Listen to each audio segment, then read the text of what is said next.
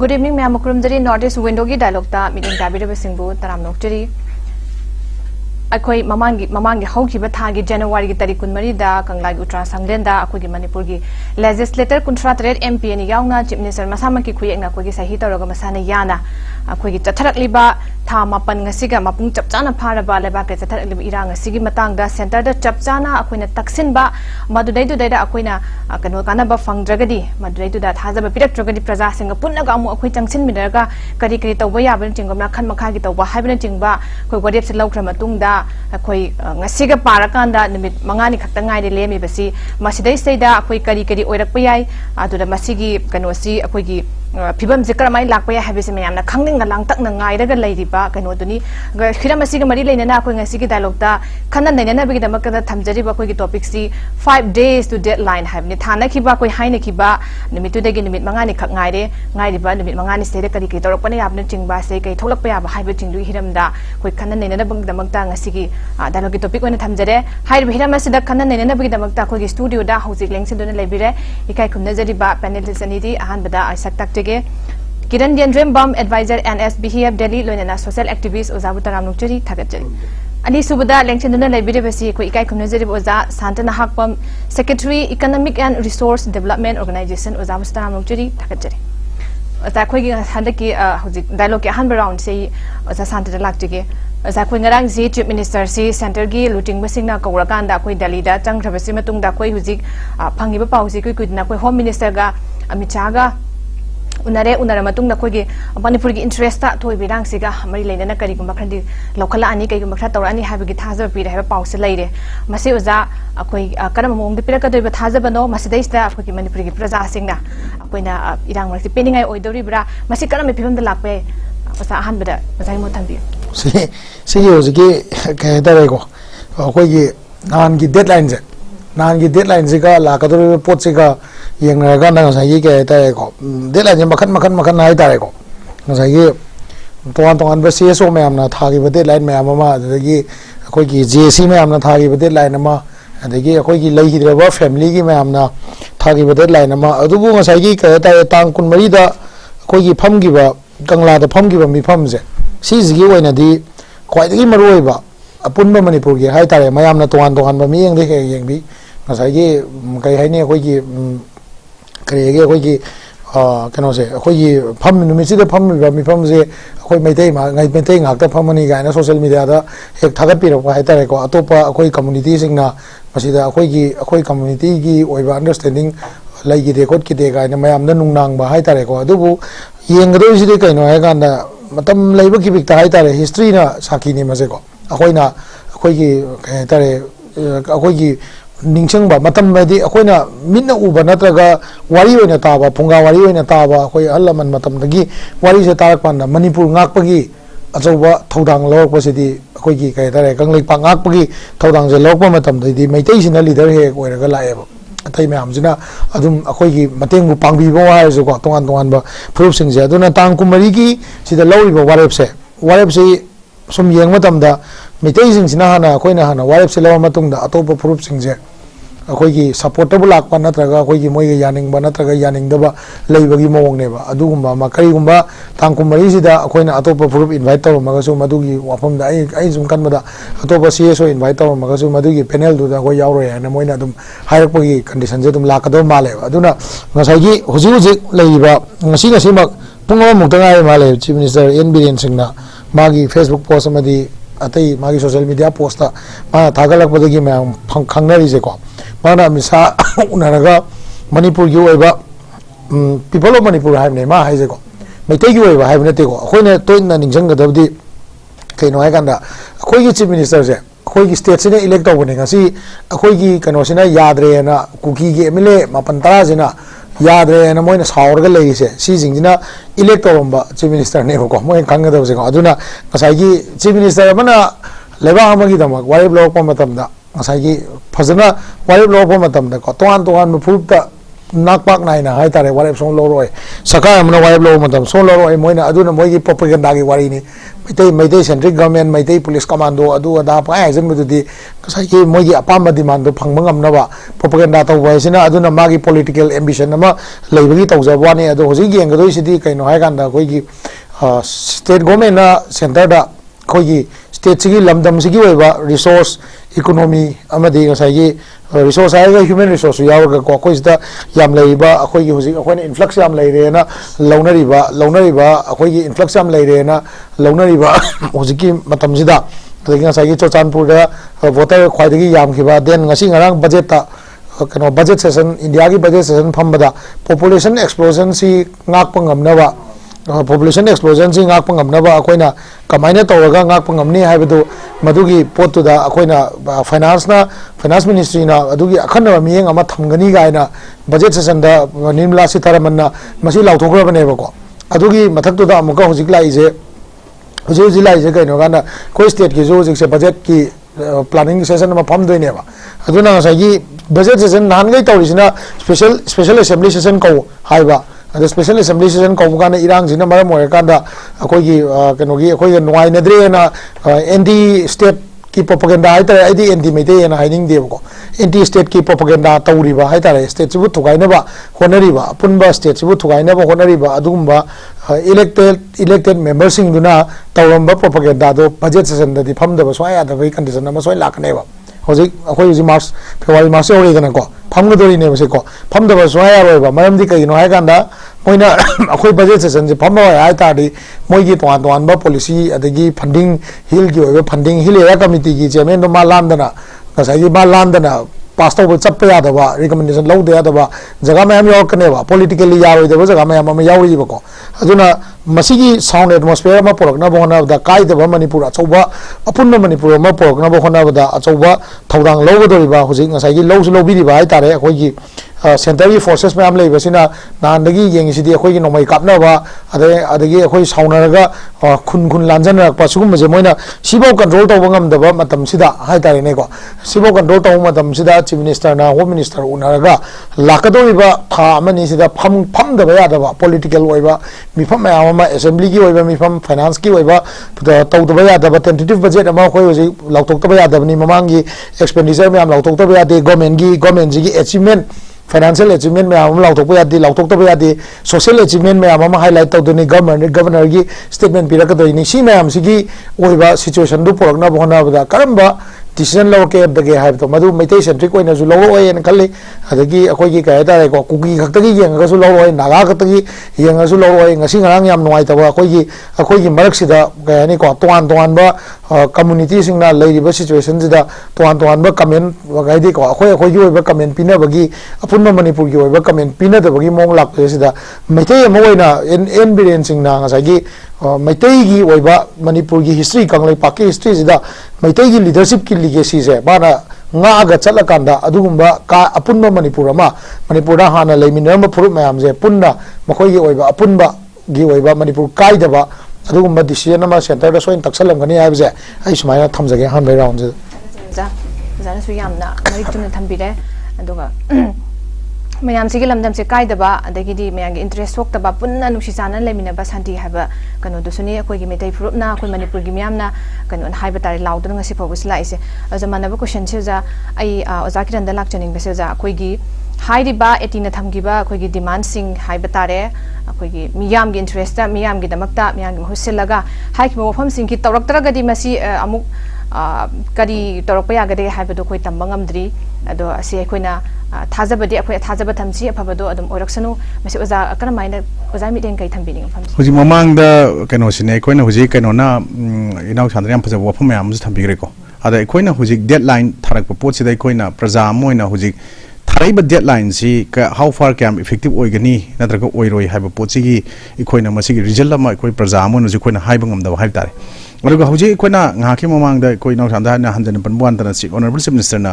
ngarang Delhi da अखोइ chief secretary याउना चखिबनी अदुगी पोत अखोइना फंगजब पाउदा मसे चखरकांदा ngasi Amit Shah ga unaraba matungda Amit Shah na tongan ba government of India na step khara haib tare some important decision in the interest of the people of Manipur smana launa sem sare na sem na magi thagalak pot amada sem na pirakpa comment sing koina kat pirakpa ure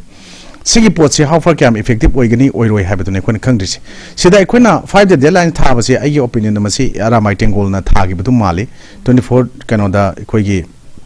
December da kangla da tawkiba pot tugi tongan ba reaction mayam ama afafata mayam ama awai khum mayam ama tawnerage koina social media da ui ara social media gi platform da aikoina khanaba mayam da masigi tongan ngar I mayam se taba matam da aikoi su koi Manipur gi lamdam ji praja amana nungai to mayam am fawi afafata ba haibasi thabak ama chaba governance ama aduga political instruments sing jing thina sizna dabagi haib tare ngasi koina lewak sida praja miyam nangi ba awaba mayam sidi ngasi praja akhangba singjina tasena aikoi gi lewak lukhi batare haina pirakpa comment mayam se tasengna adum irang sigi maram da conflict sigi maram da kaimta khangdana adum mangol da phammaga aduga phajub chingkhalaga mobile ama pairaga update yengaga tawbune hain so dum haibiba aduna aikoina swaida ngasi nungdang yorga tok tangang ba yung dinda aikogi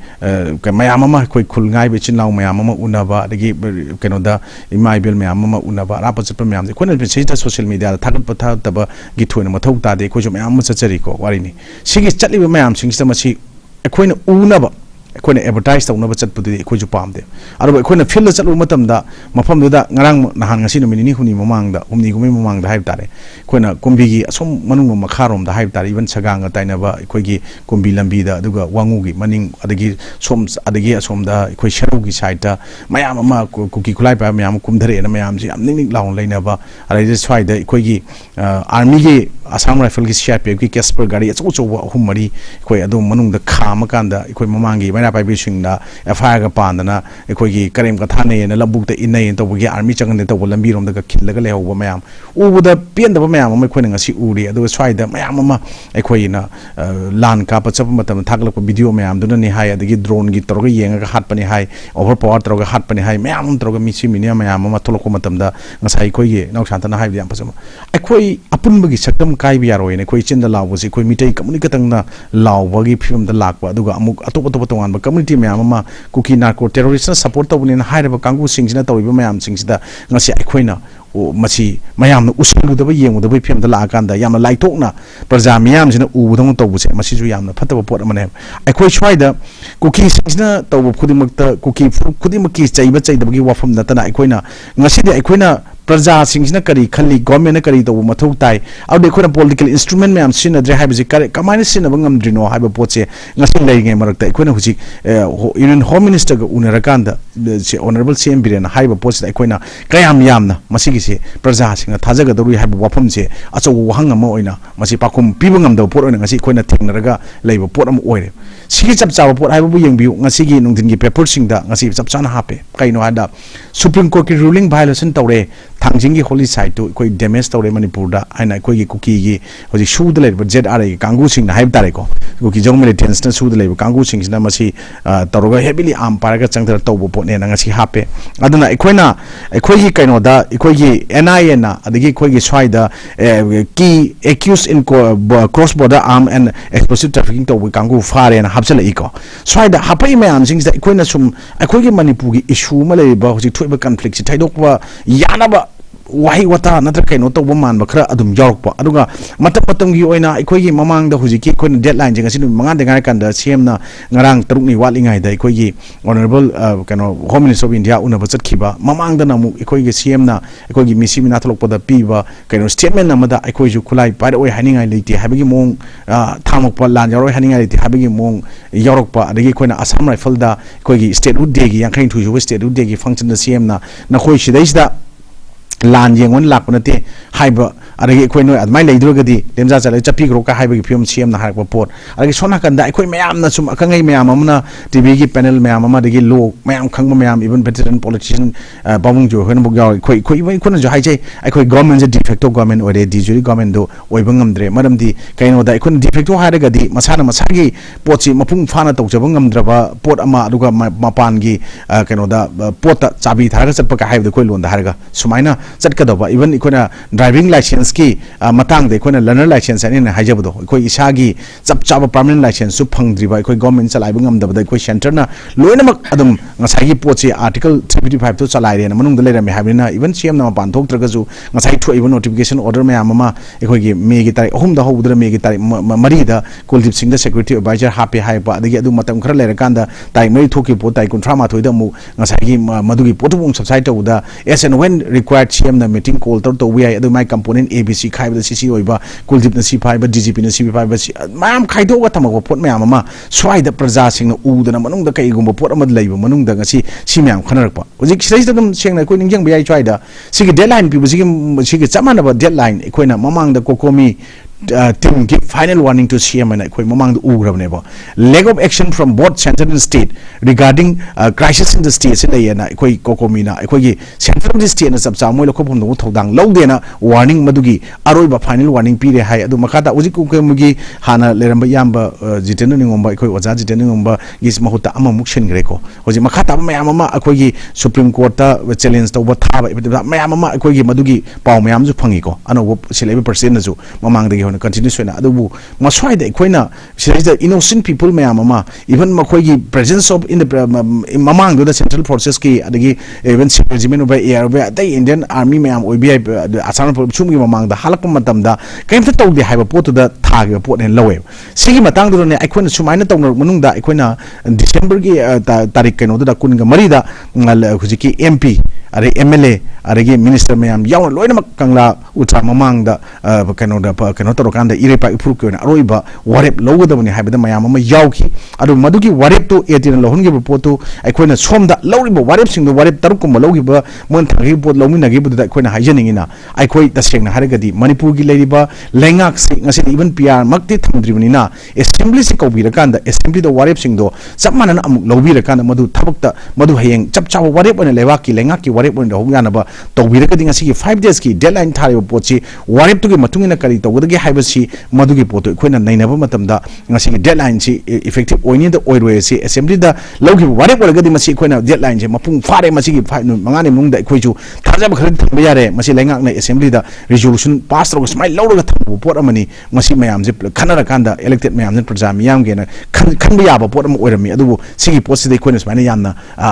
haibada nungai taba angoi pot am lai nakalam rom da ujik yengbiyo ai koina ujik shumba mayam ama tawinge marakida chengna haragadi ai koina hujik yamna kiba pot mayam thulei kaino da ikoina nagagi ichinaugi United Naga Council kangu na haib tare ko kaino khara thole khoi tongan ba statement khara ikoi tholakpa matam da di ikoina kaino man thulei do na yeng matam da ikoi manung da pot khara yawi the Meitei legislature and government of India and haiba wapam pan ba ko kaino da last 9 months da ikoi naga kangu sing se victim more magi ngasai gi conflict sin maram ora kanda haiba gi pot ngasai icham chamna marak sida yamna neutral le jaban naga kangu ji victim oriana moina phongtorok pai tare mogi United Naga Council na masigi pot sida ikoina nungai jadribdi United Naga Council gi pot to ikoina moina hariba pot to ikoina hygienic badi apunba manipur gi pot oina naga community gatang waba gi pot na te positive Meitei community gatang waba na te kuki community wabante Meitei pangal katang wabante loinamak manipur khundare bu kangu khudi mak senga si conflict na mar mor wai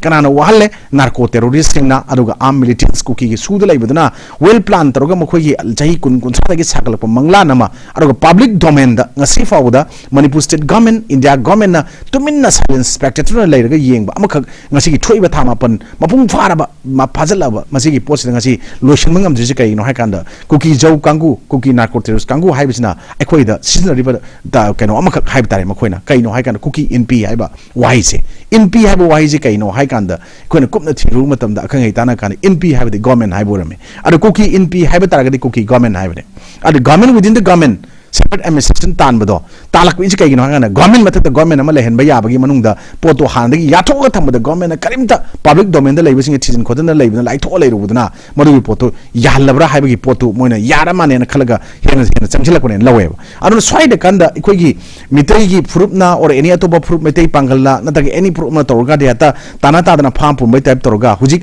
government of India gi ayaba yaroga toribra makoi state ki employee amana example ngarang nahan gi yawba amakatang ai sai tok jegeba Manipur State Power Company Limited MSPCL gi madugi manager on laiba Mr. Lungkholan Lupau Haber माने को माना 23 कनो September 23 दा 2023 दा cookie MLA तरा अमदि cookie civil society में हम यावरगा मिजोरम की सीएम अमदि कैबिनेट मिनिस्टर यावरका नमदु तक्शन ब सेपरेट एडमिनिस्ट्रेशन की फोटो मा यावे फोटो हुजिक मयाम वायरल होए सिजे गवर्नमेंट ना करिगुंबा वाफम मता थमदे अदुगा सोमना कंदा एकोगी स्वाइजदा एकोगी ngarang nahan ngasi khabar yaubada एकोगी यूरो मणिपुर और मानेको कंगलै पाक हो अब कनो एकोई सब चाना माई ममिंग लिंजंग थोक्ट्रे मागी ममिंग असेंगबदु विज्ञानंदा को माकी भोइस मखक मागी मखोल सारकान तौबनी हाई मधुगी पोतु हाउफर क्याम चुमी क्याम दाले खंगदे अदुगा मधुगी पोतु थादो उबगी नहान नो ममा एकोई सुमाइना फाजलुरगा अमुक थादोरगा अमुक नोंगाला फारगा सेक्शन मयाम पालस माइन तौई हाइना याम थुना एकोई वैली की एरिया दी एक्शन जि लौखटले गवर्नमेंट पुलिस न ओइग्रा लॉ एंड ऑर्डर की मेंटेन तौन भाग लौखटले अदुगा सोमना कंदा चिंगलोम द लेरिबा इचिनाव मयाम सिंगसन तौरप वाहि वता मयाम सिदा एकोई इवन लेंगा अमा लेरी हाइबा काउबा अदुगा एकोई प्रूफ जाति पुन्ना ताकुंदा मिनरकांदा डेमोक्रेसी की मसक थिनबा तौबा मयाम अमददी एकोई मदुगी पोतो अदुम मखोई काय करी इंटरेस्ट नो मखोई दम अयाबा बिबदों तौरगा पुंगांग ngang mo man por khरज दम थोले अदुगा मु मसगी ngang e mathak se mu thokpuji kaino hai kan de koina haujiki nagagi ujiki UNC gi mogi kaino duda mogi statement marak tuda amakak yawe kaino yawe jai kan da makoina sida yam nungai ta puram yawu se ai sida ai haijage sida mona mogi adlo shalak pada sumaina hai Imphal Valley ki jaga da laiba kangu singche we will have no option but to call upon the Naga populace in Imphal Valley to vacate it for taking up further appropriate measures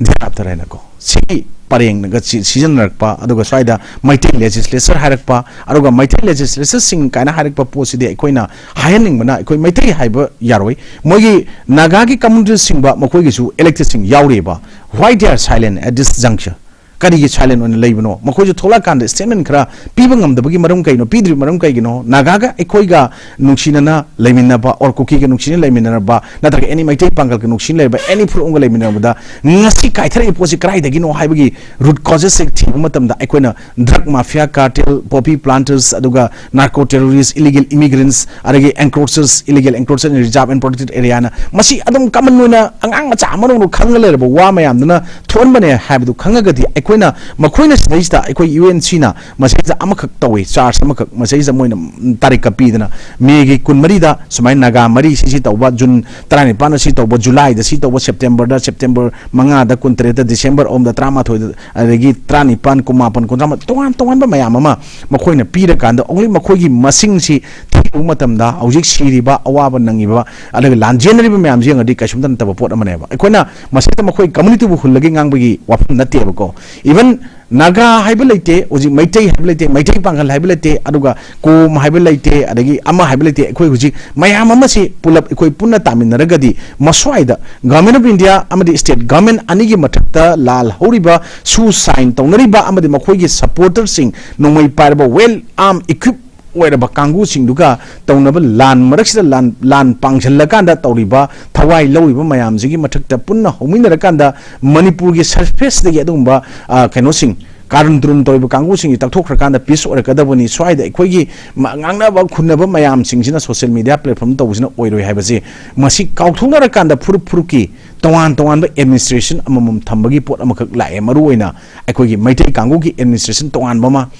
मैथै Pongal की तोवान बमा अदगी अखोगी नागा की कांगू चिंग्रब इसिनाव की तोंगान बमा cookie fruit चिंग्रब तोंगान बमा अदगी अमुकसु मेलेन India दगी चंगप none Manipuri Kangu की तोंगान बमा यामद्रबद Manipur the administration से मंगा थोकना तौबगी दंगाई फदब पोट लानबगी मचाक अमा सुमाइन तौरब्रा अदुगा हौजिक इखोगी इंडियन होम मिनिस्टर ना अचोक चांग pot चिंगसिदा ममांगदा इखोगी यामना ngalingay matamda irang jina tha amani surukpa daida ani hum surukpada la akanda ikhoi singna aina tawrage aduga valley na cm na tawro hai pota lay wafum duda ngasi amuk chief minister amuk unaraganda ngasi mu pira iba potsina karamba makhal gi pira ino kari step no paikat na batori buduna haibisu mayek sheng na hyderabani na ngasi gi adugumba 5 days deadline pirak pase aram bai tengol na masida government of India gi adugumba miyoi ahum yauna naga peace toki interculator yauna lakhiba makhoi gi adugumba team do मधुगी team दो थारकिदु करिगिनो एखोय कंगलागी मिफमदुदा मखोयदु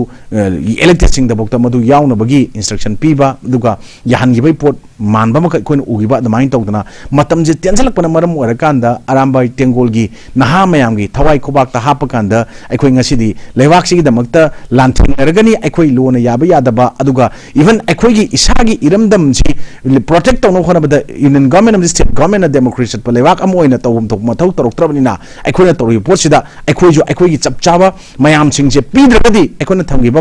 point तरुक हाइबदा इन यंगजबदको एनआरसी इंप्लीमेंट तौबा अदगी बेस ईयर 1951 ओइबा अदगी कुकी अदुम सु साइन तौनबा तोकपा तवान तवान मखोइगी तरुक तु मदु हेक फुलफिल तौबा मतमदा अखोइ तसेंना खुलाई खंगदे अमा खंगदे अखोइ ऑर्गेनाइजेशन जी पोचिंग ची कनो तोकथोके हाइबा पोट मोइना पीगिबा लैको कोन निंगिंगजबदको सी मयाम से नक्सलकपदुदा हौजिक मोइना थाइ मतम जी लोइसलागदी इफ मसिदा मणिपुर अतोप मवोल अमगी हाना लैबा जी इरांग नतब अममु थोलकद्रा हाइना खल्लकांदा गवर्नमेंट ऑफ इंडिया की अदुगुंबा सेंटर कैबिनेट होम मिनिस्टर याउना कैबिनेट मिनिस्टर मैम तानरकांदा अखोइगी मणिपुर की हौजिक सीएम जी कौशलकांदा चीफ सेक्रेटरी कौशलकांदा मखा ताबा पोत सी तौसी तौना अकन इंस्ट्रक्शन मैम अमा अखोइगी मसि पिरकपा माली अदुबु अखोइना पिरमदौ माली पिरकपा माली नते थोलक्त्रिमिना को मोइना पिदिम अदुगा हौजिंगना आइना हंगजनिंगिमना स्वाइदा भेली ओबा जगादादी इवन सुंबा मैम अमा लो चटनरी अदु करिगिनो अखोइगी चिंगी जगादा एनी एक्स वाई जे जगादा अखोइगी भेली लैपथोकीबा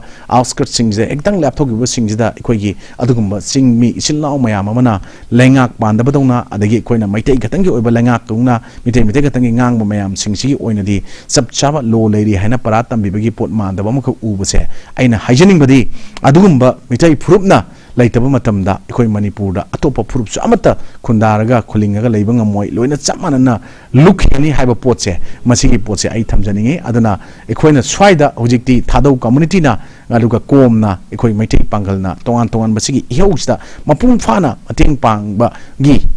पोट नत्रगसु सेक्शन मैम थोलगा पांगबगी थोलकपगी वफम मैम थोलइदनको अदै स्वाइजदा अखोइना खंजबदी नागागी सिनाव नागा फ्रुपता नागागी अम्ब्रेला मखा लेबा कांगु सिंगना अरो मखोगी एपेक्स ओरिबा यूनाइटेड नागा काउंसिल गुम्बा मनगा सुमाइना थोलकपसिदी अखोगी पोत करिनो हाइबा पोत अमा वाहंग अमा लाई अदो तवान तवान मणिपुरगी अखंग आई अदुगा मणिपुरगी ओइबा इश्यूज दा चपचाना खंगबा मैम अमना पीगिबा स्टेटमेंट मैम दा एडमिनिस्ट्रेशन जे अहुम थोपगी फियम लाई हाइबदो आइना मु मदुगी हेना मु उजिक लाइबा यामना हेन वर्स ओइबा सिचुएशन से येंगरगदी अहुम दनते मंगा जो इबे तरे सुबे दु यामद्रबदा मंगा दि दका लेरबरा हाइना खल्लेना हाइरबा ngसाई मैतै पांगलगी मैतै सिनावगी मपानगी इंडियागी मेनलैंड इंडिया चंगप मेन नन मणिपुरी कांगू सिंगी अदुगा कुकी कांगू सिंगी अदुगा नागागी अम्ब्रेला मखा लेग्रबा कुकी अम्ब्रेला को कांगू जी पुनसलगा मंगा सिमदी हुई तंगाई फदन तौबै पोट लाकदोइब्रा हाइबगी पोट लाई अदना स्वाइजदा अखोइ मसेल से अमगा यानरगा हानरगा अदुम लैंगाक पाली हाइबा अदुगा यूनियन की सेंटर की गवर्नमेंट हिंगी हाइबा अनी डबल इंजिन गवर्नमेंट हाइगा अदुम लैरगा अखोइची प्रजा सिंगना पामिबा वाहन थोक लैबा सोल्यूशन अमा ngasi conflict sigi phangani kaina khan potudi yamna sanna koina ngasi gi mitmangda ubu phangdong mande yam sangna sakhibu mali irang je na praja singna hainariba ngasi limpun mafam da hotel da lere khonsang da any mayam kitang punba jaga da hainaraga yamna kina tan teng lei potse ngasi gi 5 day deadline jena kaishu masi gi potse hena kaino tobong ngodong mande hena masigi soina agadi even arambai tengol oigera atopa mera pai bi sangstan oigera youth mayam oigera natragi any people's common people mayam oigera sina amuk makhata na atopa akan ba khongjang mayam changchila kan de khoi manipur da lei himner khoi mayam se yamna waba hena wa pot mo oigadra haibase masi singna ba lei he je am rong roi wa phum mo je ja ja amarik tu matam bi kre ada hajeki ojana su pan bi ki bida amarik tu na khoi gi UNC ki statement ji matana katang supplement mathang katang kano tawjara kanda ai oja Shanta Nahakpam ge oja khoi gi kuki na maitai amasung kuki maitai amasung kuki ani gi mathak tani akan ba pham thama ise sida makoina with proof fiber tare moina puthore ise khoi gi tarik ka kai ge thana haibidi khoi gi me gi tarik kulhum doi kun mari da imphal da naga women ma khoi gi miyam na khoi gi imphal peno da valley da molest tawba adagi laimakong da kuki singna khoi gi naga ma gi yum Junetin da mai thaba adagi July 13 da Sawombung da maring naga ma kaptuna hatpa adagi September manga da akoi gi kiare gi kangbuna illegal tax piu ya da bagi imphal akoi gi tamil lambi da akoi gi langmai longbi ma phuba ade September 13 tagi akoi gi 13 akoi gi KNF ki luching bene haizaba mana akoi naga luching besing da akoi gi nongmai kapna ba da yaw ye na maral sira kan hena wathok chok to hanaba honarak pa kan haiba mayam ma palle haizaba tare adama sida akoi gi nagasing da kahim bathong gi chathara agadi akoi gi leptragadi haiba tare imphal dagi akoi gi nagas kokthok lagani duga kuki sing da thing ba thamgani ka haimna ting ba kan bagol sing ge thamai haiba tare maham se ro jalak chening bese akoi gi masik taseng na thoi be iram stay de hena chongthorak ba hena mai dagi haijelaga chaktorak ba haibese akoi punama gi apam ba nate aduna akoi kanana karina tawri bano haiba du chap chaba ma khangdok pa ade akoi gi masi chumbrai na khali swai sida kari wafam thambini hosa akoi gi haziki kaya tare ko ngasagi naga ichil nau singna hai bese masi pochida kaya ni akoi moina haningi je akoi da phurakanu akoi mi yawkanu noi khananing ba khana jo hai bo magadi labo yam thibene ko kai no ardi akoi gi adu bo khoina adu maina adona kandadi yeng dabida hai tare ko akoi gi lanje akoi na taunari ba saunari bese thamapan lansalaba hai tare ne thamapan lansalak bese khamna mong se urakta bese da akoina khamna mong jadi army na kai na tawda mayam tawre intelligence ki tawre IB tawre mayam tawre ko tawje akoi sunep lep ta bese da noise mai yam tawlai ta di lebak se da wa bese akoi su yawi ni na yam positive angle da hai tare ko akoi su yawi ni na noina amain tawgadi mathang da tawta gadi akoi mi sing se imphal mong da leiba asoi bisempur da leiba kai leiba sing se periphery leiba ichinau sing se loi wa tore aduna akoi sinapti rom da khulom da pulop leimne na phabi pm lak tore leimina si ade to an leimina phare ha bagi mong ama manbam su yauri bako adu oi gadi ani furup ani da pressure to boda yamna phaba afaba rom da pressure to ne lodi amom da yam phajane aduga amom da mu yeng ta gadi ngasai gi lan manung da tawgi ba thabak ne tawri mayam se ko lan manung da tawgi thabak ni akoi gi organization na chaw chaw pundana samay da customary law da yanagi ba kya leire makha na chatar tabsu lei adubu ngasai gi thamningi ba poti kai no hai ganda asida point ani hum yauri ye akoi gi samay da molest taw ga hi je ko se momoko gi matang da ningsang se ba ko madugi mi du phana bhona da numi kya ni irang taw ki ke ba community du na puthok pi rakhibra ba wari bo ko adu mai yengo adu dagi mi apai matang se mu yeng si thingam kisan gi mi hapasi hojik paw adum leiri bani ko poche si yeng se ba ko aina ningi se ngasai gi aina kano to wa na te naga si now the blame to wa na te ba ko akoina wa je hai matam da nakan ni se balance to ga hai bam changi ba extortion ni matang ni yeng se ba hojik lambi da gai lai sing se ngasai gi akhoi ne moina hojik pal lei do akhoi gi kano gi naga gi gari da thalaga paisa lowi adu to da to ga to ri se ko yeng se ba hagi paisa khomai matang som ko yeng se ba kai ba MN manipur naga kano ma hai ni ne front am lei ni ne adu do manipur ki swai da demand letter lak ta ba mi yaw bra ngone ta maitai gi demand letter maitai gi arm group ki demand letter na ta ba kari ba ta mo kiran hojiki manipur naga kano ma lei ni ne MNRF5 ra adu gi demand letter se manipur ki swai da lak ta bra am da hango ba hekta kai ni mit amam ba kano punjal laga akhoi di swai yaw dam ne akhoi di sangom nong na sengam ne hadi yaroi ba adu ai bai mohta ngasai gi ai je ningi se ko adu ai bai mohta ngasi ma akhoi gi ngasai gi lan manung sida akhoi ju phatta yam lei ba akhoi lan manung sida chalaga akhoi na tawnaru do pot to tawga tumina hala di pai ba akhoi je demonstrate to bagi mi ngon da kai ho bagi ma yaw re ba akhoi je ko tu akhoi ding ngam me tu noi do si change akhoi si tawre tu kai ut pe adu utna ba dagi utna ba du na ngasai atopa akhoi ga nuai nadri ba furup se akhoi ga tawnari ba pot si kambu narco terrorist natraga akhoi gi illegal immigrants na ta ba atopa chamna leijaba kambu da sentiment sok ba yaw re ba akhoi ri so e ba 사람들 아코지 마야나 란 소야우도 미네나 탐비레바 아고 ngasi 이부도 당진기다 뭐이나 크로싱절라디 아코지 담모이 소에바 아코이 왕하는 에바 아야 이제지고 아마인도드나 ngасai기 또한바 또바 머리 레이나바 프룹싱다 마기 센티멘트 소거도 포제 कईगुम narco terrorist illegal immigrant खनारी अदुगी इशूसे continue नाइन लाकनेबा मरमदी कईनो हाय गांदा अखोई मरक्सिदा बेड एलिमेंट खरा हाय तारेको बेड एलिमेंट खरा अदुम लैनेबा मसिगी लानजिबु कंटिन्यू तोबा पांबा अदुगा लान अखोईगी ngसागी अखोइना होनरिजे कईनो अखोइदी वार नेना लौदेबा सिजे अखोइदी वार अगेंस्ट कुकी नेना सु लौबीदेबा अखोइदी war against illegal immigrant and narco terrorist ने याम क्लियर नेबसे अखोई मणिपुर कायहलो हाइजे मणिपुर कायबि यारोयना अखोई ngasi इम्फाल द फमगा जो अखोई लाउरी बा जोजामपुर चंगबे यात्रा जो मोइने चंगल लक्तरा जो अखोइना लाउरीजे जोजामपुर दे लेरिबा original ओइबा indigenous laiminaramba ichinnausing dugi damak laurineba maitaina laurise ko akoina kapnari jisu moigi marakta changakhraba illegal immigrant amadi narco terrorist to kapna neba koidi akoi moi common people do mayum changaga yum thugai na teba koidi ko sengna ibda ko Imphal Valley manung dagi thokiba akoi Imphal Valley da hoji kuki hoji su leiri na akoi chekonda leiri ado Imphal Valley di thokiba jing jidi akoi na tangga gi di na teba moina situation jina yengaga na sagi yengaga na akoi army camp sing da changjaraga moina vacate tawjagi neba aduga exchange su tawgreba akoi Chuzambur mi ma Chuzambur gi jaga de maduga mi exchange tawbagi pormo su tawreba yeng situation pa ganda tawna se na ko adu yeng je framework agreement gi matamda akoi gi haiku makhongda akoi maithei chin naw ma na thoga gari tu gai gi ko ningsang bi ko gari tu gai gi ko adu matamda mi yam to sokhi brawa aduga even aduda yawam ba pot to adu ba re UCM na khomjalaga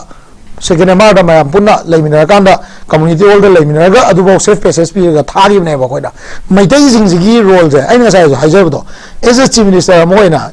ambulance jing mo thagape wana te ambulance jing da pen da adu gin tik yam le mayam na ju pen da le akoi na ju pen da le tawim sung as a leader maithei ma oina chahi lising ahum maithei na sigi akoi gi Imphal Valley jina epicenter wa kanda masidagi square mile ka yang alak pase sigi leadership to the maithei na uttaba ya da gi matang am lae ba mamni kai no kanda atopa proof sing jina na moi gi ngasai gi moi gi ka community centric oiba agenda da di adum demand se dum taw le ba ko state ki oiba manipur kai jana ba demand se kalam proof na taw ge ba only manipur ka ta maithei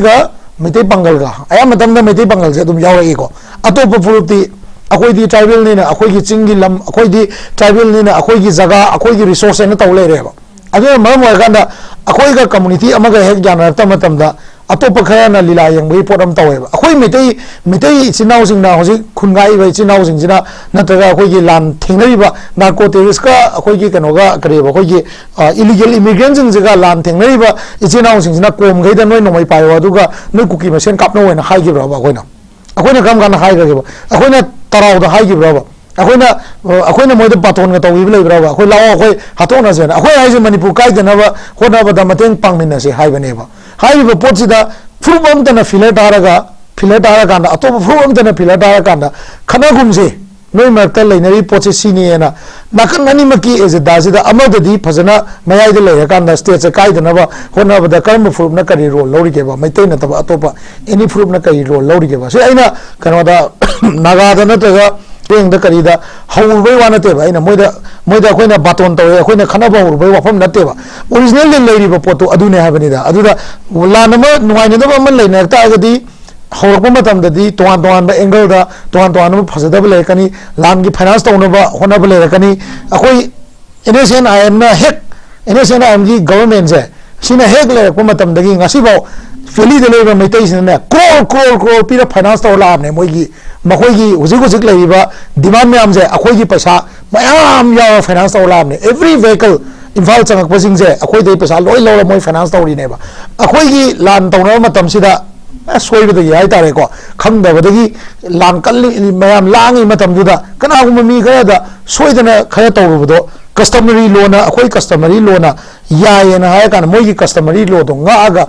chachariba maitai gi ichin naw sing ne hajabni da aina thamjani jina ko aina naga ofen to bunate ko ayeng sayang to na mo media da mu taw na kani ofen to bunate aina haini di chaw ba fu naga fu ni good will da lebiu akoi na hoji khanai ba poche kari matangi khanai no do yengbiu observe to biu aduga akoi gi khanari bisida akoi na maitai jina ngasi narco terrorist na taga akoi gi kano se kai ba akoi gi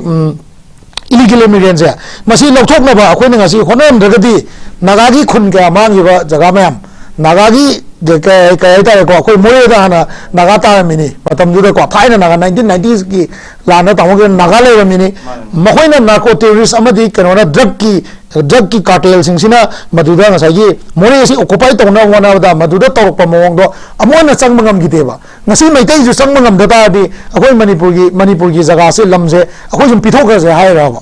akoi thamjani je ko adona sugumba ya minutely to pochidi akoi community edi akoi gi CSO masen adagi ngasai gi ka tare ka yaini ko akoi gi CSO masen adagi community gi khunlona ba masen pau phaudo na ga noi na da ba sing se leina da na ba lei ta na ba hona min na ga core agenda अखोई मणिपुर तोान फुरुप की तोान demand लेरी मनुंग सुगुब issue मसाजिना अनौब problem हाइतारेको अखोई नागा इचिनाउसिंग अखोई पुन्ना नुक्सिनाना लेमिनरिबा अखोई रोंगमईबु ओइरे अदगी जयरोंगीबु ओइरे अखोई इम्फाल मनुंगदा अदगी बिशेमपुरदा कइदा लेमिनरिबिसिदा खुनगा निंगथौगा लेकाइगा वारी सानाबा याबदुदा ngसाइगी मथक्ता फम्मिबा अखोइना कनोगी कयनिको अखोइना मखोइदा अनौब वखलोन मा हाइतारेको ignite तौसनबई मोंगदा तौबसे सिदी खरा फत्तबरायना आई सुमाइन थमजगे अदुगा ngसाइगी अखोइना Naga इचिनाउसिंगदा appeal तौनिंगबदी housing मतमने सिगी सुमलान सुमनुवाइनदबा सुग्याम चावबा खतबसे सही ता कुन खुदिंगी थो लेबे याब नतेबा सिगी खदरिबा मनुंगसिदा होजि अखोइ जस्टिफाई तौसेबा मैतैजने लाले खले मोइना लाले हागदि अखोइ मैतैजने क्याम लाले अखोइना खदरिजिदि अखोइना साउनरिजिदि कुकी यमदगा अखोइ कुकी की खुंद लेजबा इचम चम कुकी अखोइ कराम खनब नतेबा अखोइदि just and just narco terrorist and अखोइ इलीगल इमिग्रेंट्स है सिगिसे मणिपुर दगी मरु थंगना मरा फंगना मुथलगा अखोइ म्याम पुन्ना नुक्सी चानाना हानागुमना लेमिनबा हाइबसे फुरुप खुदिंगमगना अखोइगी ngसाइगी मणिपुर होजि खुनगाइबा खुदिंगमगना पाममगनेबा अखोइना काखल कनबा नतेबा चंगा कोका तौनबदगी ngसाइगी चगोती सानबा हाइतारे को याम फसदा वाइदा हाइगको मीडिया बुदि वरे ngaपिने अदुबो ngसाइगी अदुगुम पोतु दगिनेबा अदुना फुरुप तोपसिंगनासु आइडेंटिफाई तौबियोबा अखोइना खनरिसे मणिपुरदा कयगुम मी अतोपा मैतै नतबा अतोपा अमदा लेबे यारोयना मैतैसिना हाइगिबा लेबा बेली मनुंगदा मैतैगी मैतैना लम योथोपांदा ख्वाइदगी याम लेगिबा फुरुपसिंगजे कनानो अखोइना करंबा अतोपा मरोन लोनबा अतोपा धर्म चपा मी अमदा करंबा अटैक तौबिबा ले करी मतंग मैतै मैम क्रिस्टियनिटी चलगा लेरी लेकाइनगा यामना कयनी को क्रिस्टियनिटी दो अखोइ एक्सेप्ट तौरिसि गाइनगा लेकाइनगा तांथोकिबा खोथोकिबा लेबजाला अदुगुंबा लेरमगदी मदु आदि कयनी को अखोइसे याम फत्तबा जातिनेना खनबे अदुबो 3000 years हेनबा मसागी मयक लेबा मसागी मजाती लेबा कल्चर लेबा जाति मोइना को अदुगुंबा नीति नियम द चटकदबा मैतैदि नते अदुना सागी आई वाखनदि नागा इसिनाउ सिंगना लान यावबि वाइसु नते अखोइना तराउदा कोइरेंगदा अदिगी एनी फुरुबमदा अखोइना चंगल ओला अखोइ खनमिनसि हाइब नते अदुबु मैतैना तौसे नो येंबिउ अदुगा अखोइना अखोइगी मरक्सिदा को नार्को टेररिस्ट अमदि अखोइगी कनो इलीगल इमिग्रेंट्स लौथोकमिनबदा अखोइ मतेंग पांगनासि अदुगा मणिपुर हाइ लमजे पुन्ना लेमिनबा याबा अखोइना उखुल चपे याबा उखुलनजु इम्फाल लाखपा याबा थौबाल लेबा याबा अदुगुम नुंसी चानना लेमिनबा याबा खुनाइदो अदु सेमजे हाबे वानेबा सिदा नेगेटिव एजेंडा जे पुथोक्तबना हेना याम फानिना अदुमाइना आई अदुबाइन थमजगे थागसे शांतना यामना अखोइगी मरिक तुमना थपिख्रे हौजिक सोकनरिबा लानसी सैदा चंगसिलाइबा पार्लियामेंट चंखिलकपा इलीगल इमिग्रेंट अखोइ नार्को टेररिस्ट सिंगसे मसे लौथोकपा हाइबते लौथोखरकांदा अखोइगी हानेगी मणिपुरगी असेंग मसक्तो अखोइना पुन्ना ngakminari haraka nungsi chanana अखोइगी इसागी आइडेंटिटी कनु कल्लकान इंटीग्रिटी दु अखोइ पुन्ना ngakan laiminaba adugi landuni जिथोइसे अदुना मसिदा अखोइगी लेबाके लैरिबा तोंगान तोंगान फुरि फुदिंगमक वारे पुन्ना वामिन दुनी अखोइ सिदगी शांति फंगे नुंगाइरे अखोइ पुन्ना मणिपुर के अमतोइबा मसक्तो nga akanda पुन्ना कनो तोंगिना दुनी अदुना मसी सोकनरिबा लान हाइबदी तौरिबा चथरिबसे करि मरमगिनो हाइबसे अखोइ पुन्ना खंगमिनरकांदा कनो तौबसिन दरकार ओइ अदो ओजा आई ओजा किरन द लाक्चनिंगबसे ओजा अखोइगी थोइबा अखोइगी लान सी चथरिब इरांग से हाइबा तारे तोंगान मैकैदेगी तोंगान मोसिंग अखोइगी जियोपॉलिटिक्स ने मुहाई अखोइगी इंटरनल एग्रेशन अदगिदी आइडेंटिटी क्राइसिस अमन मैम हाइरे अखोइगी कनो से हौरकपदगी इरांग से हौरकपदगी मिनिनी हुमनी पुक्से कइनो हाइबसे कोइ तसेंग कनो तोरमद्रकसु मेगे तरिक 32 अखोइगी अखोइगी एमएलए तरासना सेपरेट एडमिनिस्ट्रेशन तालाकपदगी मुमयोनमदा लाकपा अदे मथंग सुमाइन हाइ मैम से लाए सैदा अखोइगी हुजि कनो सिना प्राइम मिनिस्टर सिना अखोइ ngasi phauba akhoi accept akhoi gi assembly hom dai da kuki akhoi gi nupi ani ka न्यूट पेरे चट की बदी de khatang kang thora ki bidona तना ngasi phawa hi machen hok pande loina akhoi gi ngasi mak kanu se da assam da tonga na project mayam ge akhoi gi rep yung tam ba khot pa mayam si tawba gi lakani hai ba si lai hai ba pham si ma leire adu manipur ga sang si kyam kan na lapna ba kanu ti oidrebani masida haipetang changa aga hai ba tare la amaga adum gengsin gi haira ga su adum kanu yam na lu da ba wafam laina khanjai masi puna ma je ho minister masi sinaki bai ne na khalai thokpa gira anatraga akhoi gi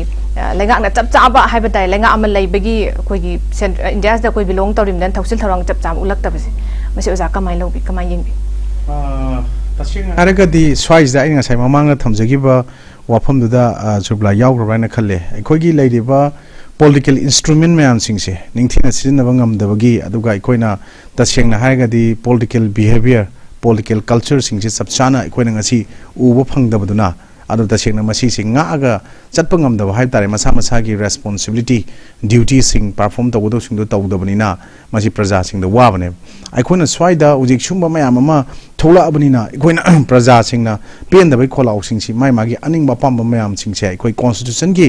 article 19 clause 1 sub clause a in a right to freedom of speech and expression p haiba targasu maduna lewak kaiba yab lewak thugai gudo pot lawbu yadi haragasu asomna kandigi on the other part ikoi gi narco terrorist mayam dana adum wai wada mayam no sinrakpa aigi motadi habitual liar sai tare ko moi kangu se aduna moi gi cookie gi ikoi gi haigat lang da kadar namnam longnam tat mayam da ikoi mayam se loina mak thubu ngasi di tawre sigi pot mayam singse ikoi masigi pot ikoi tang section ba mathok tai masigi pot singse ikoi katana te ikoi ngasai external aggression internal disturbance layer matamda constitution of India na kari provision p aduga koi swaida article 355 manong the yaw matamda de koina ngasagi state ki subject oiba taraga sumadu union government gi makhuta layer ka makoina harak pa matungina direction du matungina manipur government da pirak pa direction du matungina manu tawbu thabak ni aduga manipur da lariba legislature sing aduga judiciary sing gi natana state government ka laga main to na tawbu sing do tawbune haibadu koina khangler wafam ne aduna aikoi di hauji aina hangningina yamna ngai ibse aikoi tasengna hauji hauji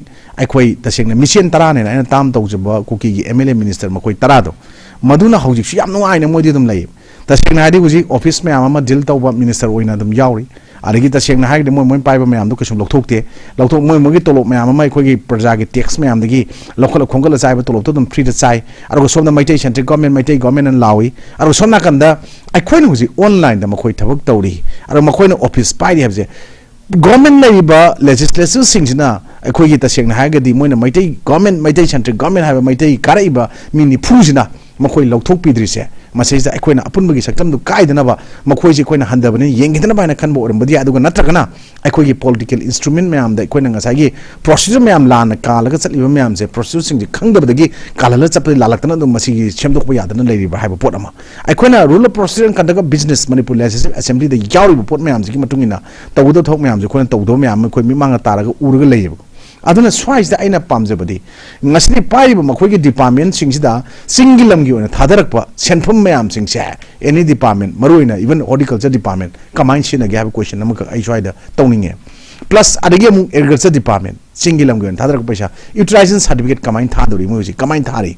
paisa sing kamain tawi ana chumba mayam singse koina any atopa topa ko gi travel affairs kamaina uji moi chalairi office travel affairs and hills ki kangu sing aro atop atop concern aduna simba mayam sing che koina ngasidi jaga jaga sing sida tongan tongan ba makhal gi kano sing che loina mak tek tharak pa kai tharak pa manung da simpura charaba pot amadong ngasi urak pasina praja singna kana da buno thaja ba thang godoi che haibagi question ama la akanda praja ikhoi se mu onjan naraga masida ikhoi masen gi marakta launa na ba sauna na ba lan tawna na ba wai athiba kan mangang na ba masigi tongana masigi lalong lanjang yak pa hidden directors me amma leirabra haiba pochine ba koina huji khaning pochi aduna khoi swaida khoi huji tasengna tawnari ba pot mayam singsida khoi ngasidi khoina comment piba yamna lui social media gi ngasai khoina nok sandrang sa hagi bdo magi disadvantages mayam gi manungda khoi tasengna harigadi khoi swaida kanada bada emotional kano sing mayam ama connection lagi do poto thugai na ma chak oi bo pot mayam connectivity lagi do thugai na pot mayam ama khoi gi torok pot mayam je khoi ni any group any individual any party da hajening base yare ma khai di madu gi pot khoina upload tok tho ganda thambu du phatte aduga lan haibasti koki kano yam pangal sakti yam wang mum su changi lan ngam gi haigadi aduna khoi manung da lan chapram da mic palaga chatpe yaroi aduna lona thupna khoi gi yekna ma to yo mong yenga yekna bu du thupchal lagan tra faraga lan gi lan fauna prisoner warrant faraga thamaga na madu lan gi seng saktam oigedabani aduna swai de khoni innocent civilian people target taroganda aduga yamna sophisticated over weapon mayam ama mioi bagi humanity against laiba mayam ama world gi na tujung ba ki rabo weapon mayam ama se kilometer 3 chatpe sniper ga do khoi hauji sina ipo se yarom haninga lete masi example haibu even khoi na bulletproof gari ni haiba mayam ama da commando sing gari da tharak pro gypsy gi bumper segai ba yawo utkre adu madudi nongoi macha maru mana eke maru mana nakna kapo bokta kai dong mande ana kapai won nongoi maru si kari nongoi maru no ado aina sum yengchen ba thi matam da maleng gni am sathi bi urken da sinna ba ekoi gi sniper makhal ma haitare phut taruk makhai wange hai moina piba magi kanu da aina haipet thengna jau dan da thang mang da aduga mana chat baje kilometer 3 chatle hai mai maru che adu kilometer ani hum da shak por ga di madudi gypsy di bol pukai kai tam ni ada anti armor oiba even bullet proof power pot ni haidi adu shumba no mai am ji bokta season de haiba po se khoina haiba natana even arm phajana train toroba aduga manipur gi special commando unu leiriba commando kristotombi gi aduga magi khonjel da thokiba pot amada ikoi war sinaga dong no moi sinare mayam do la adum yeng leibi kumbai oina kanbala pi gno ikoi uji ikoi isagi thok torogani kaina law gi pot mayam tara iba pot se masida ikoina haininge swai sida amu apik wakhal amada chingdara kanda ikoi gi naga proof ta leiba kangu pulam de hairoi kharana even UN siduna magi apex body moi tholopo statement mar yaubda khoi extortion gi matang da maira pai bina toba extortion hai nahan khoi gi viral am khok oibni video am khok madu da haidor bra moi gi to karam badano khangdre ko lupa yankhai di hapudana tara pi bada habda adu di mai hai non tawno por ngol tahui madu oidor bra madu poto adu di ai khoi na swaida apik masa amakak soiba su puthoga nganga da wilai baje fruit khudingi aikoi hojing manipur recognize tribes 34 ni hai aduga hoji tribe masing ji recognize 39 chure hai aikoi 40 gi matak laiba Saudi Asia country da fruit yam laiba mayam ji gi manung da chap manana aikoi ji princely state amoina country mon laijaram ba pot ina masai chap chap madugi laijaba fruit ni haiba masagi mayek masagi marol masagi kano loi laijaba ni haiba matuk da aikoi fruit su masing yam laiba pot ama oiba dugi manung da fruit amagi adugumba pot amani na thola kanda CS warning natraga leader ni har tholaga ngani mangangna rakpo pot mayam jingda maduda ekoi proof atopa ngasigi lan sida yaude neutral lei haiba taga su wahai sida nama tongjanma manba natraga semaga illaga ngangba manba wahi mayam tholaga di ekoi gi maira paibida lupa taragi yankhai gi adada khaibi wa haiba do hujik thingjan grai government kanamta lambi du udre khaiba relief ki khaijaba mayam yonba mayam jo amani ga udre boji loi thingjan grai ba ekoi gi swaida valley da di lo je laitaba habje leibaga chamana adum chatna basi ureba ago swaida khoi gi ching lambi da khoi nau chan do hujik transportation gi phajana mayam gi manipur gi oina mayam de karba tawni ubiram bi ai ko masi khoi chanda phamin tagat pe warate santo gum mayam tholo ko mathau tai buji khoi na ERDO hoina tawra kan hujik mayam ama manipur da tilau pusalaiba no magi adagi alu gi maman tilau gi maman leptana thagatna tawga khoi gi adagi khongsang railway station bok mayam am pusalaki pot mayam ama khoi na uja hoeba adu santo appreciation tawina mi leite adagi even government gi department gi sade santo recognition phangam dong mande ba inkan madako atopa khana chana khukan bangam sangaleba mantri chamna kangu adum khudong jab lorong ganeba thapakna field santo in tawbo sumain to post santo ina mogi lakpa pochai pura pura thingarang da ba paisa kharang da mayam je masing je chahi mada kya khaige je ai da hairoi santana horen haige je haijeration obako swada lupa tara khaiba de adu yong yengei aduga som nakanda koki group na naga group na xy group na atopana je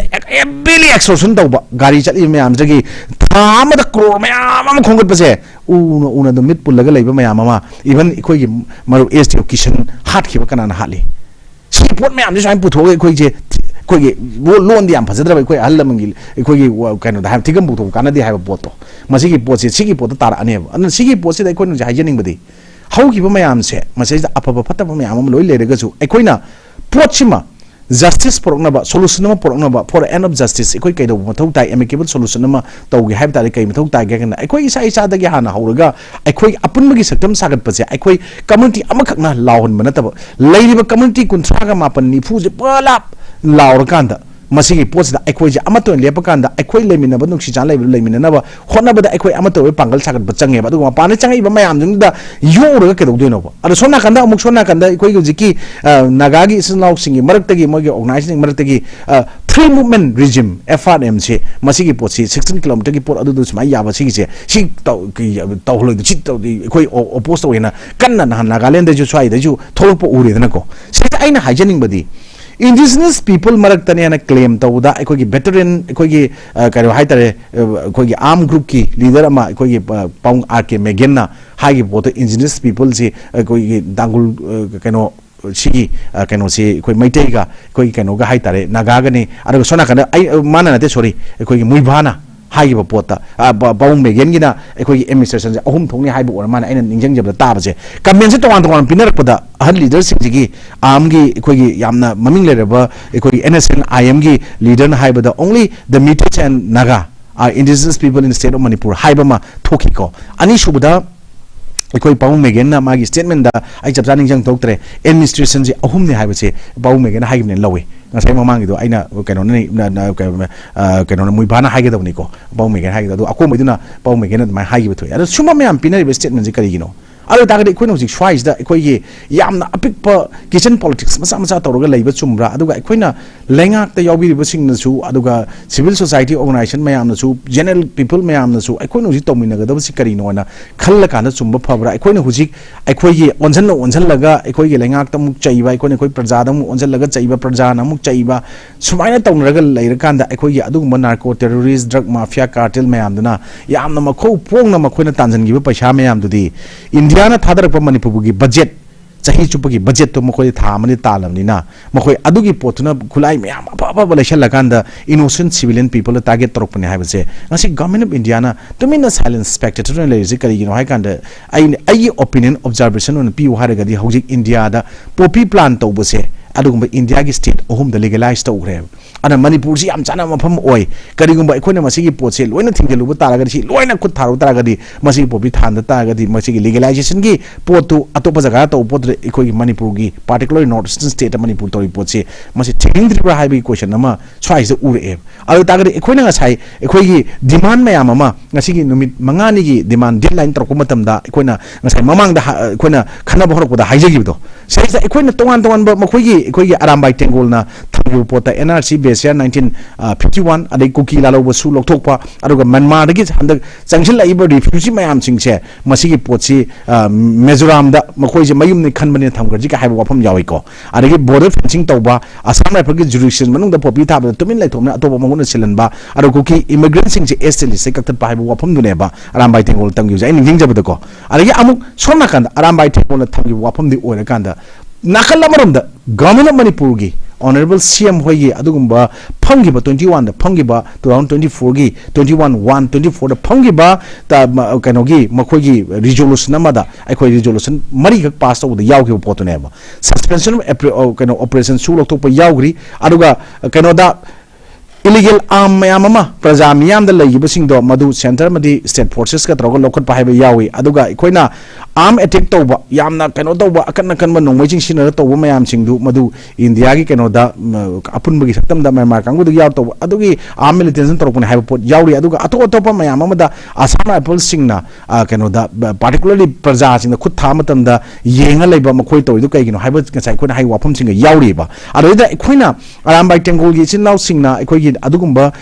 haukiba December ki tarik kumari da ikoi utra mamang da kogiba mifam da wasan gi bagi mamang du tarik kuma thoi dene moina phangi porse adu kuma thoi de gi kuni thoi kum de kumari numi humni mamang da ni ikoi hujik tawgi se ngasina numi mangani gi mamang da ni ikoi gi honorable CM na home minister unari ji ko humni gi mang tawgi da moina amakha ikoi gi mogi resolution am lo da last ki mogi resolution mari ji point mari ji pass ro kanda legislature has unanimously resolved that the government of India should take up appropriate action at earliest if the government of India is unable to take any positive action as per this demand. We the legislature will take appropriate action in consultation with the public. I have a point of yawa nahan tarik kuma thoi the logi bo gadi ngasi tarik ahum natra adu taga ding ngasi si numit taraga ni thoi humdoi sujal ebako swai bokta madugi after 10 days ta ekhogi after 10 days ngasi union home minister na kaurakan unabani adudi ekhogi hauri irang mayam si ngasagi tharaiba deadline jigi noma khara henbaga ekhoi thamam ga manana panara nga helakanda ngasi union home minister na kaura potse di ekhoida ekhogi kanu Manipur si auji India manung da yauribra India gi constitution chatlibra natragana ekhoi ji karamba makhal gi constitution gi provision da yengibano aduga ekhogi hujik tawi potse da kuki jau frup kangu duga masana claim tawjirba kangu narco terrorist sing dugi constitution amaga law amaga India gi adugumba democracy lebak da constitution gi hujik laiba provision mayam si khwaidi phajaba provision khwaidi masing yamna magi written kanu da law oina leiba pota ama oidiba India gi adugumba law si challenge toriba narco terrorist singi law singna manung da kamaina sembano madugi law ani thongna chanarabra singda matam da ba haibna praja miyamna ngangnariba singda law matam da law ma haiba potse sumaina leirabra aduna ekhoina swaida wahan thok mayam ama lan hanarakanda ngasidi praja ekhoina waminrakanda kanana no chafu kairaga kwangna harayo yena kwang harawi chapu kai de haibda harawi bisna kanano wari bisna kanano aruga thwai khubak ta hapaga lan thengna kana mathwai katla ganda madugi I dan tawdana magi I kathoktana masai mathwai kathoktana ngasi praja gi demukta siriba mayam sidi tasena ariyamba ta halagadra masigi pot siriba mayam che government antraga government of India na natraga any mari lenu concern authorities na paisa khara compensation khara piraga makhoi asiba mafam da laaga hangaga tawba wayu ta khara thamambaduna adum pentho ganda narco terrorist myam toriba makhoi gi thila iba punglon ji matungina jagoi sajanbada ikoi innocent civilian myam ju yawalaga makhoi gi adugumba losingba singduna phongna constitution gi against totally oiraba aduga procedure gi law gi rule book ta ikoi gi rule of process conduct business manipur legislative assembly gi adumba rule book ta yawi dusi tongana oiraba tongana la lena leraba kangu si book action lokhatna makhoi gi mathakta chap chawa su mo to case paikatna even privilege and ethics committee na ngasi paikat ki pochu mapam rang khang thambiba arigi somda complaint to gi babung joina ikoi gi rule number 300 ki matung in to gi pochu dum losalaga thamgiba mayam sumai thabadong thamgiba mayam sit lamakanda praja miyam dana assembly ki pochi kobiu na praja miyam na hare kobidaba argo swai da tholai statement loi resolution miyam dana dum warwishin thamaganda ikoi gi kyam sangna cry book ten na machine lotion ba yaga da gena khanbe mo to kyam sang thamba yage du gena masi injan ba mayam ama haibna khalliba kuki nako terrorist kangu dugi matung illaga mangda chatpa miyoge yarobra haibi question la eba maramdi akoi manipur gi development gi paiga da ba laiba department singda makoi deal tawba makoi minister ani yawi na ngasidi ko makoi lokthok trina makoi di kamain tawdana madugi potuna manung da wari sai adudi politics is not a dirty game but politician plays it dirtily aduga politics tadi madugi potse akoina asum aran no friend no enemy laiba dumaina mapanda sumaina praja miyam na hauruga su even assembly da ngarang na hanmi manga taru mamangju imam mara pabi miyam thomjal laga makoi adugi kaino do moi mathak tu tara de kala kolena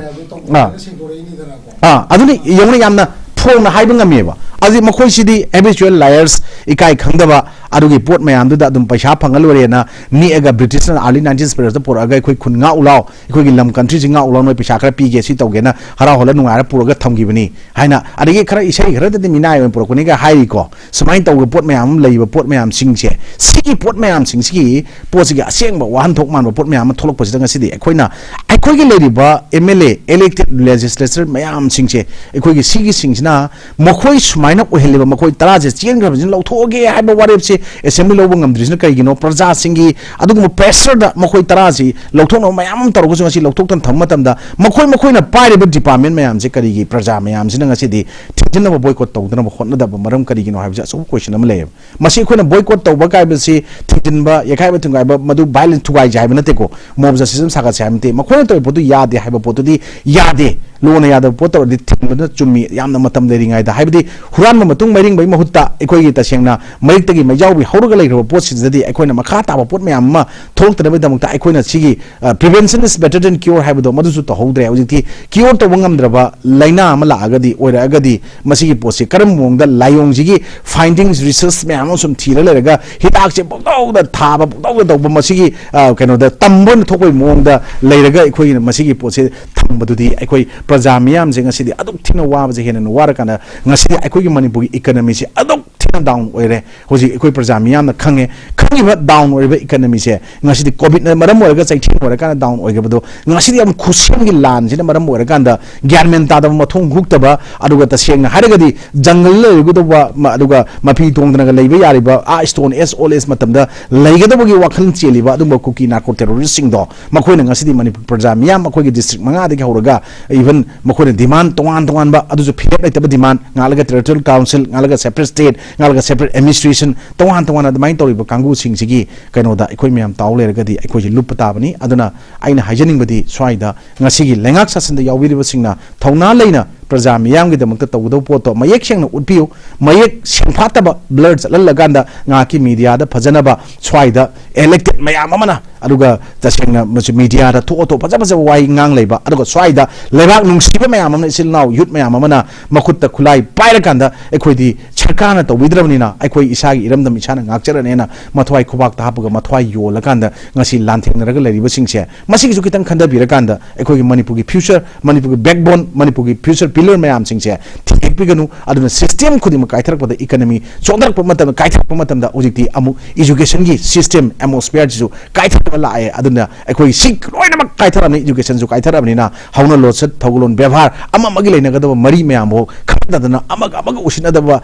khatna chaina ba pamba aduga gengi mafia gi aduga ekoi tachengna angam hatukna ba achon ba mayam angan mana chathok poi fiam da la akana manipur se lak pasina ngasi gi 5 day deadline pidi buji matungda tachengna full ba 5 days yodinga da sigi manungda loichen ragadi ekoi manipur gi solution je porokna ba ngasa gi union home minister unabda siam na hai pot na hangoi pungang ngam media na tabda aseng ma thabuk onthok kanda irang je fadana ba loichen na ba aduga santi porokna ba hona bibu oragadi yamna hena fagani h maina thamjagi thaga sare oza kiran sukimatik yamna marik chumna thamgre haiba tare hujik thoi beirang steida koi tonga tongam leiriba community singa su punna amatuna sagot mina ba dakar oi du irang sna maram moira kana koi loje sukimatik a failure oi rese dum koina ure evidence me amam oi rabani duna koi khunai londa sen londa sukimatik sathina koi soksela bhiba madudane koi leirese matanga steida koi gi central state government na koi gi kanosi thenga bangam dre koi gi kanogi central government advice makha da leire adama steida koi hidden ozana su panbi ki am phajaba koi gi hidden director ama leira bra masi gi agenda se karino haibase matang se koi oja santano oja loshela puna oja tenta thambi koi gi hojiki ko hojiki leiba pot se yamna critical pot hai tare ko koi gi amana ngasai gi numin manga koi hojiki deadline je loya ke to buse ko deadline loya ko sidi koi yam thina positive on lobi ai adu da koi na sidai da mo second da yam ten tak na ha kan da kai no kan na koi gi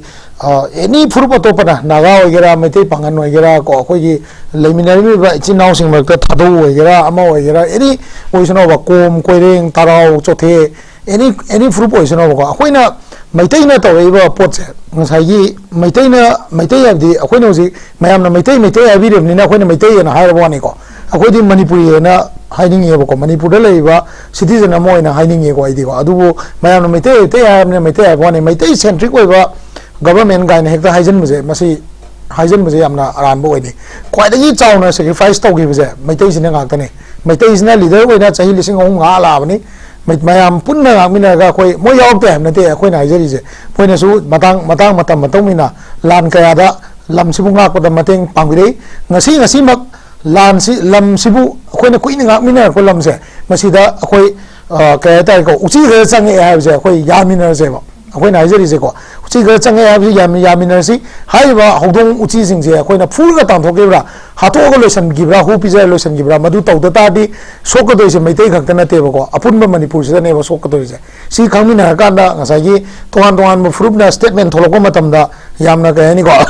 nakpak nai ba maitai na su thoi dabni maitai na di aya matam da thokte na lojab tare kanam da khoi na maitai sina horu blaite aram bai te ngol na horu blaite kokomi na horu blaite amuko na horu blaite UCM na horu blaite CCSK na horu blaite matam ni matung na tholok problem ni chau tholok ta na ba na tohan ba so le ba mayam satra organization le mayam sina contact to ri ga tawra khoi solve to min na gi ba tani aga hojik le ba atopa khoi maitai na to ba achau fruit sing jina lan si kamain to ga khoi ji le ba issue ji kamain to ga loisan ji ge ha ba to adu yenga kan da moi gi level da gi su loisan ba ya na ba infiltrator de khoi gi kano se narco terrorist amadi khoi gi illegal immigrants lothok pa ya na formula je punna thimina ga asomna kan da khoi ga saunari ba kangbu ji ma ta kamain to ga aseng masing do kamaina leiraga kamaina manipur gi mi jing do le kan da atopa jing je kamaina lothok khini na ta kai status ta thamni ha do madu khana ga cm ga amit sa ga unaruba sigi positive la oina la ko dugi duda akoina kamaina support to ga na khoi gi issue je loisal laga yamna tangdu leita ba economically yamna sound oi ba adu mi ta khoina kaw oi da ba mana akoi manipur je ko india gi aroi ba kano na de fencing na te ba akoi je Southeast Asia की epicenter ने बा business ते young तार देखो Southeast Asia की epicenter होए बनी ना अकोई दे याम ना critical होए बा अकोई की मिटे अमदे अकोई की सिद्धल ले बा नागा बुहाइरो तांकुल बुहाइरो ताराव बुहाइरो अकोई ले बा मैं आम जिन्ना याम ना future की इंडिया की economy दा अच्छा role में लोग कता बा अमल ले रही बने बा अकोई की मरकता narco terrorist अमदी अकोई की कनो से illegal immigrant संगल लगा अकोई की मरकता political ambition नम याव ना संग पाए जाए full pudding maki mangzabne aduna statement bi kana yam section na bi damne maitai na su any canada lambi de toba khotpa donation boy rama boy akoi mitai na su yam section na akoi na atopa furum na noi tar raba mong da tawai damne adu atopa furum na su akoi na tawi ji yeng bi ra kanda yauksan manwai tar su moral support to the pb ge damne aduga filler thara kanda makoi gi organization level de gi filler thara kanda नोई मरक्ता सिगी पोचे संगे हाबजे चे चांग लेरबनी लोइना उरबनी को intelligence report लेरबनी अदुना मसी लौथोकमिना बदा मतेंग लौनागदबने हाबजे आई सुबाइना थमजगे Tagasari oza Santa Nahakpam chum thambire ai aroibagi se oza kiran oza na tentak na thambi oza aroiboina akoigi community kudingma ki akoigi loina changsilaga yaushin da tarabasu tonga tonga community 34 ki mathak hena kunda mina ga laidi bese akoigi at least moral support su yam dakar oi masida ngor su koina piga da bani punna haibasima yam phajaba pham joza akoi santan thambi khredoga oza akoigi jik loina order si lairaga su lona ma order na ma haiba mong dune koina jik laise aduga misi mina mikap mirau kol si nong gi sunglep lepte masida achongba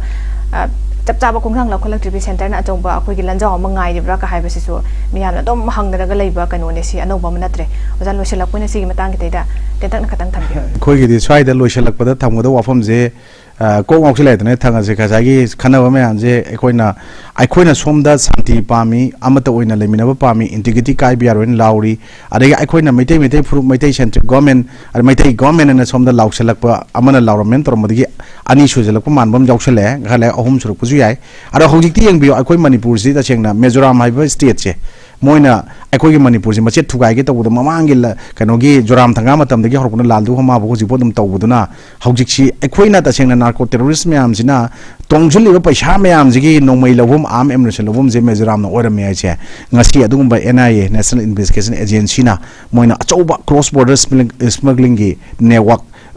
arm ammunition explosive arrest to se mizoram dagi main accused oram me bako anu simba myam jigi oraguna large scale da well organized oiba mong the large scale arm ammunition supply to bosi koi north state to bosi je o spokesperson na mo khoi federal agency gi NIA gi spokesperson na hairak pasina ya mayek shenge khoi gi elected moi tarana chen ma khong kon na mizoram government gi chief minister nak chat pa manipur government gi chief minister machum jaba wa adum machum na chang ni khoi gi jawa wa na mi ngang bai dong asi khoi manipur gi kuki jo narco terrorist support toiba kuki gi elected jo committee elected moi tara minister tara duna tawre je swai da mayek chai aduna shenge aduna khoi swai da yam phabana kaino da manipur da khoi gi drug ki lupa kro kg pharamdo kitang thaido mizoram lomda asomda top state lomda phagre marun mizoram da adu hojingna mizoram da NIA na investigation torpada hojiki adumba yamna well organized oiba aduga yamna kari haitare large scale gi arm ammunition sungum phare haibina mayek shenge nangoi moina cheli je makoina chai gi thadar khiba makoi gi local area development fund MLA fund myam da cry thada gen hojik thiba mathau tai makoi gi paisa sing je loina adum arm lai da hapang godong male in khan da mizoram government nak chalmi mizoram government na khangam gane ba sing mafum je NIA na phara ko taragasu madugi potuda menaba nang hodo phaba oiba jala na khanbam leba aduna ikoi gi sigi phana ikon swai da khona ragasu sumaina nakal amadagi wata pa dagi maru marang haidi maru marang je koi pojai thana bana te ko nongmai maru marang myam je moina bom to myam pitharaga afaba khujuklai myam je chen lai dana poraga sumaina tawrobra haibagi pot ma swai da leba aduna masai jam khoi na tongan ma charges myam ma government support toba adu toba si toba myam ma na karogi arms militia myam ma khoi swaina naibi re kholen tor yu myam je ai khoi di swai da khoi na ta seng na haraga di ma khoi na ai khoi gi manipur praja myam na su manipur land revenue and land reform act 1960 gi wan tok se la na halur ganda singam rin chamana ba land law ma chalan je na haiba poto MLI LRX khoi na chingda chani den tawdu chingda chana da na te ko masi khoi na reform act haibani manipur land revenue and land reform act haibani arugi land reform je ko jibok tawdana reform to ba semdok sin to ba yai ba koi right chi mayam ma pi ba reform to pi ba act ama lera maga ju koina reform to da baduna ai koi ta chengna haraga di masi pharak tarak pre lawi aduna sigi pot mayam sing je koina ngasidi 22327 square kilometer lei haiba manipur je koina moina haiba 700 square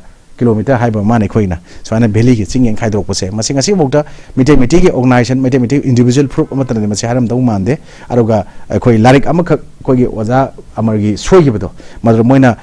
chance ama lawraga panga ngang boduna pot amane bako aduna masi gi pot se khoina khangjal la kan da ngasai gi history create tawba aduga tasengna haiga di manipur da khoi gi drug promote tawba epicenter ohenba aruga tasengna illegal encroachers mama illegal immigrants mama aruga tasengna ge forest reserve forest protected forest ta chalaga leraga phamba chalaga hipa chalena manipur chakthung mayam man bonoi mayam singse masidi yam thuna thengna bo hona hobuda ikoi punbagi thaudang lomina daga di ikoi se look ya ba fruit oire punna ikoi mite fruit lupa matamda atoba fruit mayam jo amte hingoi loi lukani habje mase ai aroi wa moi jaki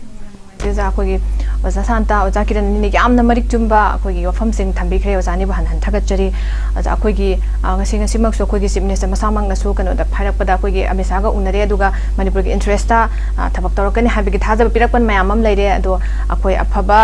Manipur ꯄ꯭ꯔꯖꯥ ꯃꯤꯌꯥꯝꯅ ꯑꯩꯈꯣꯏꯅ ꯇꯥꯜꯂꯤꯕ ꯑꯩꯈꯣꯏꯅ ꯄꯥꯝꯃꯤꯕ ꯂꯩꯕꯥꯛꯁꯦ ꯀꯥꯏꯗꯕ ꯏꯪꯅ ꯆꯤꯛꯅ ꯇꯪꯗꯨ ꯂꯩꯇꯥꯅ ꯁꯥꯟꯇꯤ ꯂꯩꯅ ꯍꯟꯖꯤꯜꯂꯒ ꯂꯩꯕ ꯑꯗꯨꯒꯤ ꯄꯣꯠꯇꯨꯗꯩꯗꯨꯗ ꯑꯗꯨꯒꯤ ꯏꯟꯇꯔꯦꯁ ꯇꯧꯔꯛꯄꯁꯨ ꯑꯣꯏꯁꯅꯨ ꯃꯗꯨ ꯑꯩꯈꯣꯏ ꯃꯌꯥꯝ ꯉꯥꯏꯃꯤꯟꯅꯔꯁꯤ ꯉꯁꯤꯒꯤ ꯑꯣꯏꯅꯗꯤ ꯑꯩꯈꯣꯏ ꯅꯣꯔꯠ ꯏꯁ ꯋꯤꯟꯗꯣꯅ ꯁꯟꯗꯣꯛꯆꯕ ꯅꯣꯔꯠ ꯏꯁ ꯗꯥꯏꯂꯣꯒ ꯃꯇꯥꯡ ꯑꯁꯤ ꯂꯣꯏꯖꯔꯦ ꯃꯤꯠꯌꯦꯡ ꯇꯥꯕꯤꯗ ꯄꯨꯅꯪꯄꯝ ꯀꯥꯟꯅ ꯑꯩꯈꯣꯏ ꯏꯀꯥꯏꯈꯨꯝꯅ ꯎꯠꯆꯔꯤ ꯊꯥꯒꯠꯆꯔꯤ ꯑꯗꯨꯒ ꯂꯣꯏꯅꯅ ꯉꯁꯤꯒꯤ ꯑꯩꯈꯣꯏꯒꯤ ꯗꯥꯏꯂꯣꯒꯁꯤꯗꯩꯗ ꯁꯔꯨꯛ ꯌꯥꯕꯤꯗꯨꯅ ꯃꯄꯨꯡ ꯐꯥꯍꯟꯕꯤꯈ꯭ꯔꯤꯕ ꯑꯩꯈꯣꯏ ꯑꯣꯖꯥ ꯁꯥꯟꯇ ꯑꯃꯗꯤ ꯑꯣꯖꯥ ꯀꯤꯔꯟ ꯑꯣꯖꯥ ꯑꯅꯤꯕꯨꯁꯨ ꯑꯃꯨꯛꯀ ꯍꯟꯅ ꯅꯣꯔꯠ ꯏꯁ ꯋꯤꯟꯗꯣꯒꯤ ꯃꯥꯏꯀꯩꯗꯒꯤ ꯊꯥꯒꯠ ꯐꯣꯡꯗꯣꯛꯆꯔꯤ